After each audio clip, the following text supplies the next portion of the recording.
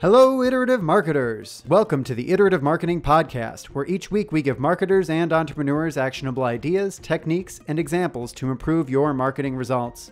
If you want notes and links to the resources discussed on the show, sign up to get them emailed to you each week at iterativemarketing.net.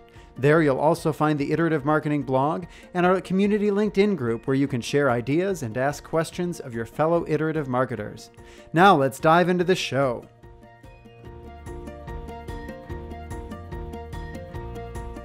Hello, everyone, and welcome to the Iterative Marketing Podcast. I'm Steve Robinson, and I'm your host, and with me, as always, is the unflappable and tenacious Elizabeth Aaron. How are you doing today, Elizabeth? I'm good. How are you, Steve? I'm doing well. My goal is to completely throw you with one of these introductions one of these days. You're doing a pretty good job. Every week, I'm so surprised by the things that you say. I need to write them down. You never knew you had so many attributes. I did not. So what are we talking about today? Today, we're talking about breaking down silos within the organization. Wonderful. And when we talk about silos, we're not just, we're going to kind of use sales as the silo that we're talking about throughout the whole podcast. But really, silos between marketing and other departments exist all over the place, right? They do. You've got silos between marketing and IT. There's silos between marketing and HR, silos between marketing and customer service. Really anywhere that marketing is interacting with other departments, there's the potential of a silo occurring. Yeah, and this is where you see a lot of the turf wars or conflict or breakdowns in communication. And unfortunately, when we have those, a lot of times it extends to a breakdown in the customer experience. And that's why it's so important that we address them. So what are some of the benefits of breaking down these silos? I think one of the first and foremost is increased collaboration, kind of with the mentality that two minds are better than one. When we get someone together who is an expert in their field and we're an expert in our field, what we can accomplish together is much greater than what we can accomplish on our own. Yeah, and I think it also helps clarify goals and make sure that we're looking at the big picture, because often we're mired, in marketing, we're mired into our outlook on how to improve demand generation and improve the brand, but how that connects to other departments' goals and specifically sales is sometimes lost if they're not at the table and we're not collaborating and we're operating within our silo. That's very true. I think another benefit of breaking down silos is we have a tendency to reduce our duplication of efforts. When we're working sort of on our own, away from everyone else, we do things a certain way. And a lot of times that another department has their own process and their own way of doing things, which when we get together, we realize, wait a minute, we're both doing the same thing here. And that's not a good use of either one of our times. That kind of leads into the another point is that recognizing those duplications of efforts would be a whole lot easier if information transferred more easily between the two departments. We often don't know what the other is doing, and because of that, those duplications exist, and information sort of sits in a silo on one side that would really be beneficial to the other. Definitely. And that I think also leads into one of the other benefits. And that is when we share information, we get some better insight into expertise across the organization. And when we know the information that people have and what they're good at doing, that can be leveraged across the entire organization rather than just living in our departments. I guess it's different for every single organization, but when I think about it, a lot of times these silos crop up for a number of consistent reasons, right? I know in the organizations I've worked in, one of the key contributors is competing for resources. So there's a finite, there's a fixed budget. Marketing gets given one budget, sales gets given another, and then there's that kind of that gray area in between that's kind of up for grabs, and that can always cause some conflict and really drop the wall between the two departments. Yeah, I actually have, personal experience with this. I worked for an organization who there was a set marketing budget, and each budget year, when it came time to do budget planning, marketing and sales were pitted against each other, almost in like a marketing survivor type format of who was going to get control of what portion of the budget. And it really brought out this us versus them mentality, which is crazy when you think about we are both working towards the same goal. Yeah, absolutely. And it's just the way that the org chart has been structured that you end up with these artificial budget barriers that don't necessarily make sense when you look at the combined objective.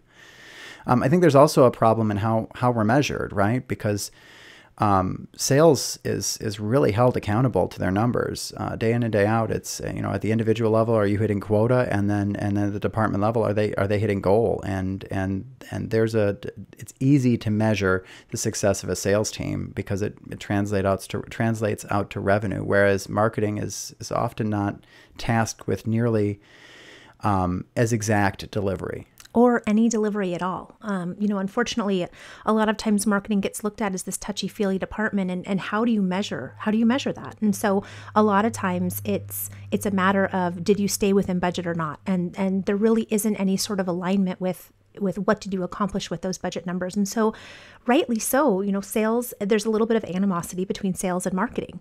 I think another source of that animosity, though, is also recognition. So who is responsible for this revenue, right? We all want to feel like we're important. We all want to feel like we're contributing. And unfortunately, that can come out in some of the worst ways when we're trying to explain, to ourselves and to our superiors what we were able to accomplish. And so is marketing responsible for the increase in revenue this quarter, or was that just sales going out and hustling more, right? Yeah, and it's, that's anytime you ask that question in mixed company with sales and marketing, it turns into a very heated debate very quickly. Yeah, absolutely. Absolutely.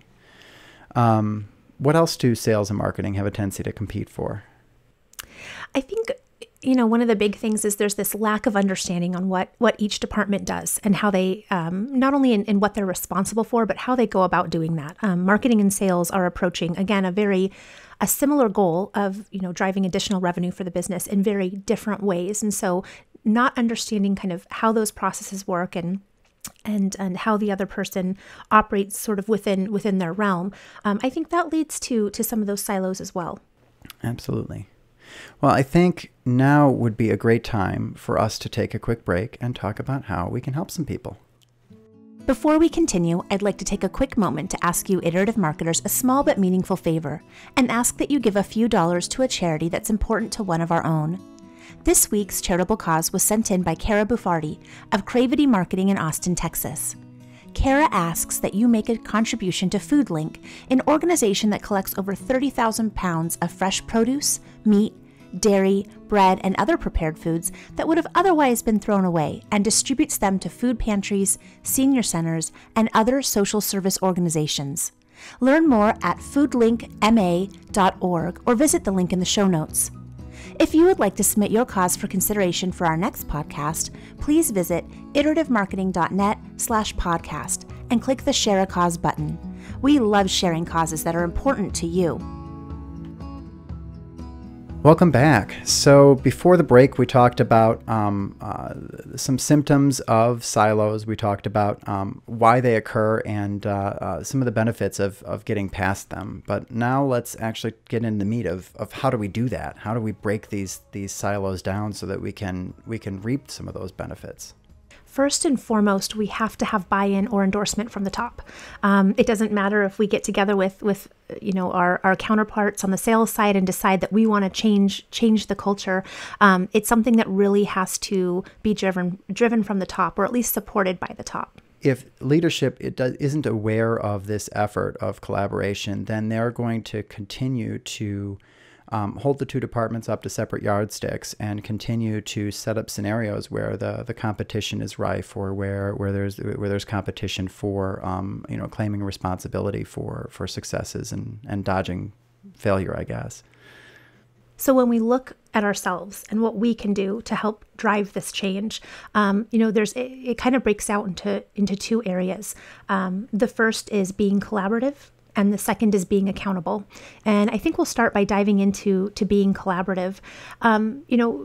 Steve, do you have any advice on how marketing can get the ball rolling with sales?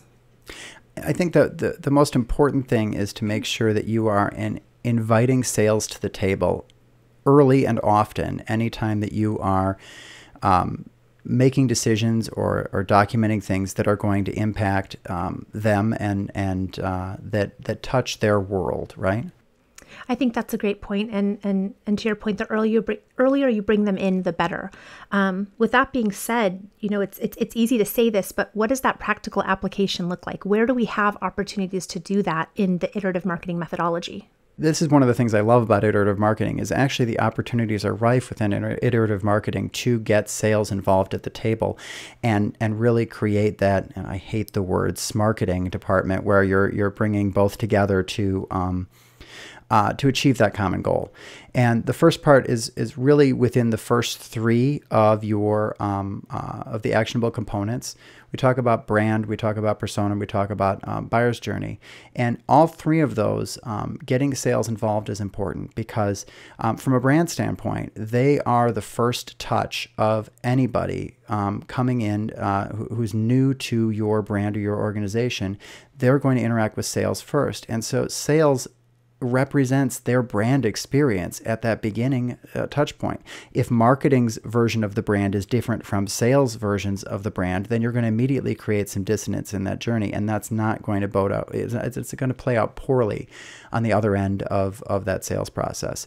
So you're going to want to make sure that they're involved in understanding what the brand of the organization is so that they can be living it.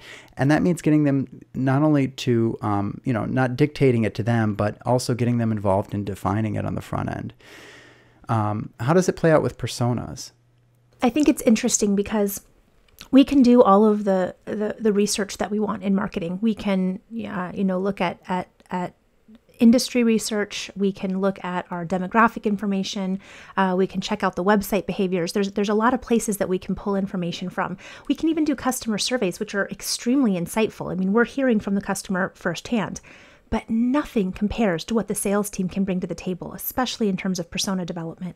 They are in the trenches. They are talking to people, every single day, and they are hearing what they're saying out loud, but they also are observing those things that they're not saying, those other motivations that may be driving them or maybe holding back the sale. And so persona development without the sales team is an ineffective exercise. And that's what it becomes. It's an exercise. Whereas when you involve your sales team, you get them to come to the table, provide some basic feedback, take what they've given you, draft a persona that they can then come in and sort of tear apart and let you know if it feels right or wrong.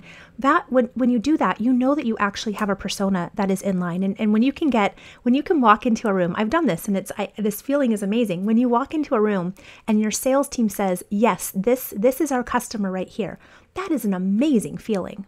And the best part is, if they've been involved from the beginning and this was a document that they collaborated on, they take it and run with it too. They start using the personas in their own sales meetings and in their own internal planning. And when they get someone on the phone, they're trying to figure out, okay, which persona is it that I'm talking to right now? And then it actually becomes a tool for them to improve their own sales efforts. So personas can be a beautiful thing when sales is involved from the beginning and then on the tail end as well, and they can use that tool within their own work. Yeah, when they're involved, they're engaged, and it takes on this new power because now, to your point, not only are they using it, but they're coming back to you, proactively coming back to you and saying, I don't think the persona of Tom feels quite right. Based on my experience, I've seen this, and so again, that you've got someone who is frontline with your customers, who is coming back and letting you know if this is right or not, and that feedback and that insight that they're providing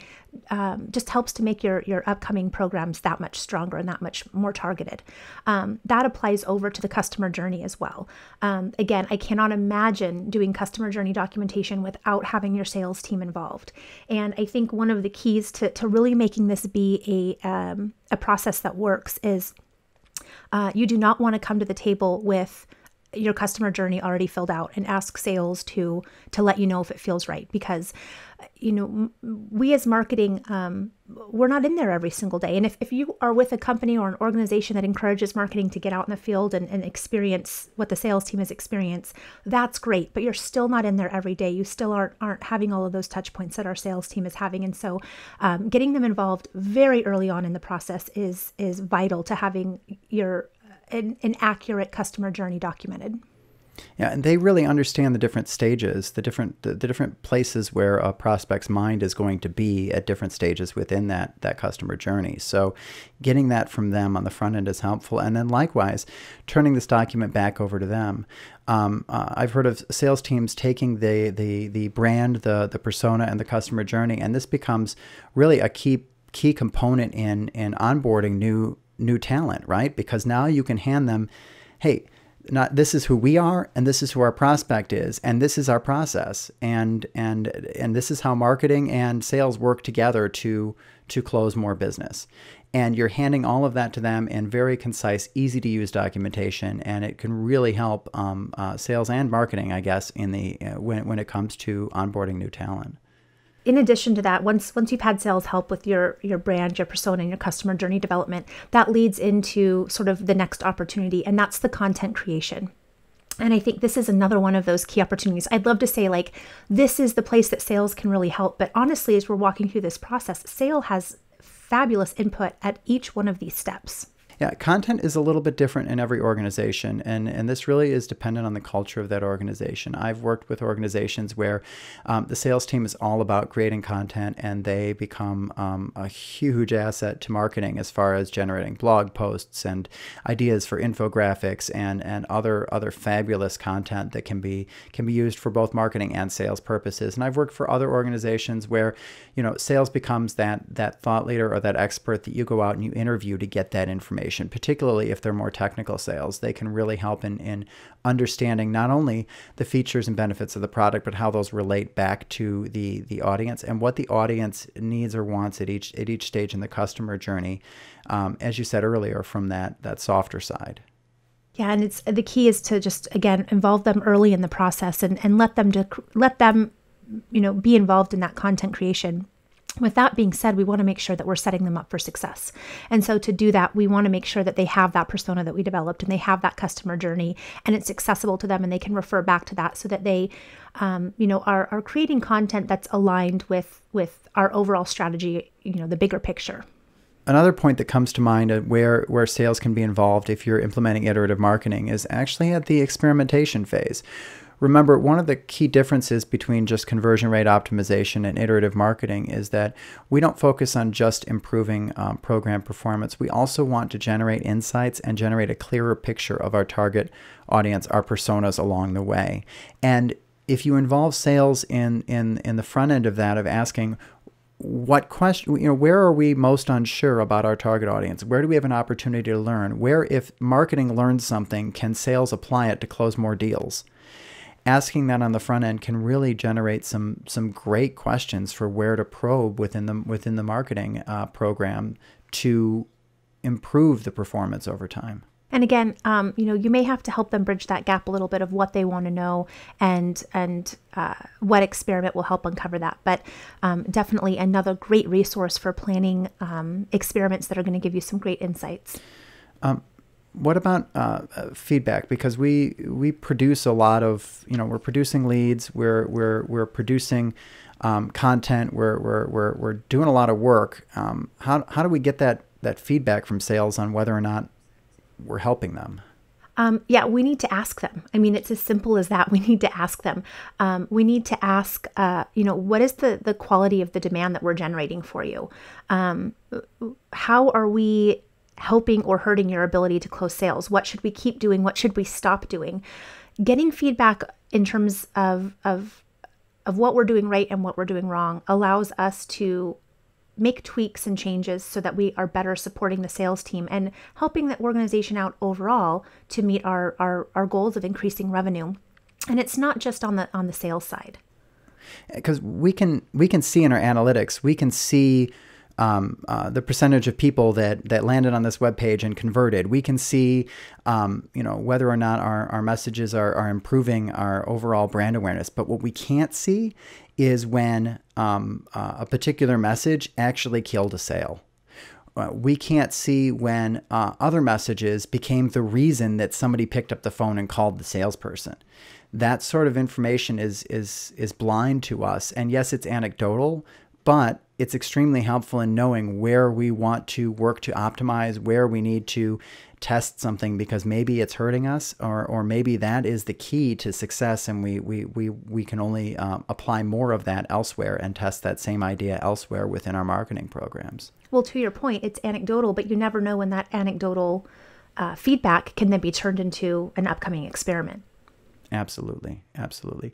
The other thing I think that's really important is if you're in a lead generation type of marketing department, you can't just shovel these leads over to the other side. You need to do two things. First of all, you need to get up front, you need to get an understanding from sales as to what is a qualified lead, and then do your best to make sure that you are setting up these leads on paper to be the type of leads that sales wants, right? And then you define that as your marketing qualified lead. But then also you need to get feedback for the leads that you do shovel over the fence to sales. You need to get feedback on every single one of those as to whether or not that was a good lead, right? Because now you've taken what could be qualitative and, well, we need them to look like this and be at this size of a company, right? Now you've got quantitative data on every single lead on whether or not this was a good lead to them or not. And you can do that in an automated manner through the CRM system. You can do that in a paper-based manner. Honestly, it's not that big of a volume, right? Now you can feed that back into your systems and you can know that these lead generation efforts generated high quality leads, whereas these lead generation efforts may have generated a great quantity, but they were crummy when they got over to the sales team. So we've outlined some different ways to increase collaboration between the departments, but I think it's important that we take sort of a step to the side for a moment here and talk about that. We need to be the ones taking the first steps. We need to be reaching out to sales and we need to put ourselves in their shoes, kind of almost to the point like we're creating a persona for sales. We need to understand what their short-term goals are and how we can help to support that. We need to understand what their pain points are and how we can take that into account so that we're not making their life harder than it already is, or more complicated. And also understanding the sales challenges at the strategic level so that we can help to keep their prospects engaged at certain stages in the cycle where they may be having some issues. Exactly. The key is that we need to be asking the questions because sales has not been trained to volunteer this information. They may have been trained to the contrary. And so by reaching the hand out first, we accomplish that goal. It's also important that they feel heard. So not only are we taking the value that they're able to bring our processes, our systems, but we're making sure that they feel like they've been heard and that we're partners in this journey, right? And taking that a step further, we need to be responsive.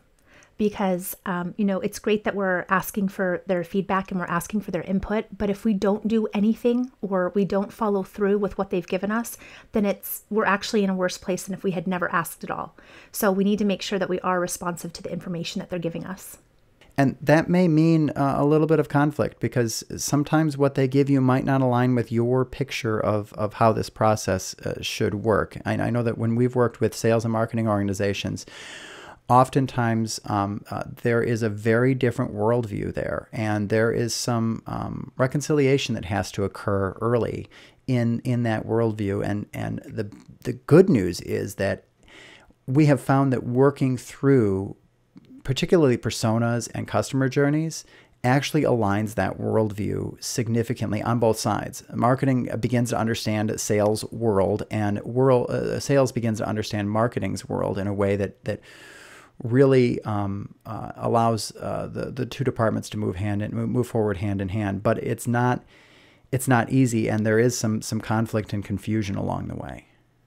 So we just sort of summed up how being collaborative can help to break down those silos. But I think there's another area that marketing can really focus on to help break down the silo between marketing and sales, and that comes down to accountability. Absolutely, because sales is held accountable to those top line results. They're really held accountable to that, the hitting those numbers every single month, whereas marketing is usually not as much.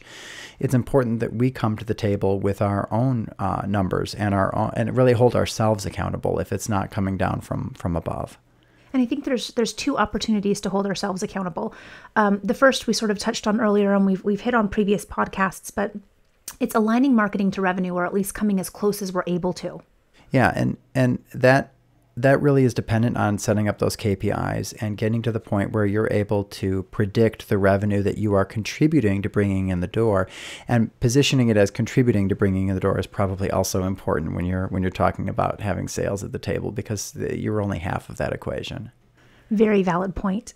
I think one of the other areas that we can we can be accountable, especially when we don't have those that direct tie to revenue is talking about our long-term investments and reporting on our long-term assets. And I think this is really important because it demonstrates to the organization how we're spending our money, and it's helping them to show sort of how we're priming the pump for future sales and future activities. And one thing we want to keep in mind is, again, sales is really focused on that short-term sale. Their metrics are all aligned to short-term metrics, whereas our long-term assets are just as they sound, they're long-term. And so it's our job to help sales understand the logic and behind why this is so important and how it's going to contribute to their sales, maybe not tomorrow, but definitely down the road. And I think it helps to clarify when we're talking about those long-term assets, we're talking about things like SEO and building up a content library, and things like our cookie pools and those things that aren't going to contribute today but will contribute in the future, right? It's also important that we're held accountable to the work that we deliver to sales, so the leads that we generate, and making sure that we are holding ourselves accountable to delivering a high quality or standard to those leads as it's perceived by the sales team, right? Yeah, I think this is one of the places when you jump onto some of the marketing forums and discussion boards, this is a common theme. And marketing says they're delivering marketing says they're delivering leads, and sales doesn't disagree with that. They're giving them leads, but they're not qualified leads, and sales can't do anything with that. And so really having that understanding of what a qualified lead is, and then making sure that marketing is follow through and providing that to sales, that's another way that we can help strengthen that relationship and break down those silos. So as we've talked through everything in this podcast, at a couple points, it struck me that it sounded almost as if we are positioning marketing subservient to sales or marketing below sales. And I want to make sure that our audience understands that that's really not where we're coming from here. Sales and marketing are peers, and they're not always treated as such by a lot of organizations, but the reality is that they are, and we're both on the same team. We're both contributing to producing results. And there are other components of iterative marketing that really do help level that a bit and bring marketing to the table as a leader within the organization. And I think that that's one of the undertones, I guess, to iterative marketing is helping to propel marketing to that leadership role. Yeah, I think that's a great point, and I kind of had that same feeling as we were talking through. I think it's important too to note that, the questions that we're asking of sales and bringing sales to the table and involving them in activities that have primarily in the past been marketing based. We are giving ourselves just yet another tool to make better, smarter decisions in the future. And to your point of, this really supports, iterative marketing really supports in that we are positioning marketing as being that insight generator and really making contributions that extend beyond the sales department and to the entire organization. So I think that pretty much wraps it up for this week. Next week, we're going to introduce the idea of brand vectors in a way to actually measure your brand beyond just awareness numbers in a way that is concrete and quantifiable. But until then, I want to thank everybody for giving us a piece of your time today, and encourage you all to join us next week. And in the meantime, onward and upward. If you haven't already, be sure to subscribe to the podcast on YouTube or your favorite podcast directory. If you want notes and links to resources discussed on the show, sign up to get them emailed to you each week at iterative-marketing.net. There, you'll also find the Iterative Marketing blog and our community LinkedIn group where you can share ideas and ask questions of your fellow iterative marketers. You can also follow us on Twitter. Our username is @ITER8IVE. Or email us at podcast@iterative-marketing.net. The Iterative Marketing Podcast is a production of Brilliant Metrics, a consultancy helping brands and agencies rid the world of marketing waste. Our producer is Heather Ullman with transcription assistance from Emily Bechtel. Our music is by C-Stock Audio Music Production and Sound Design. You can check them out at seastockaudio.com. We'll see you next week. Until then, onward and upward.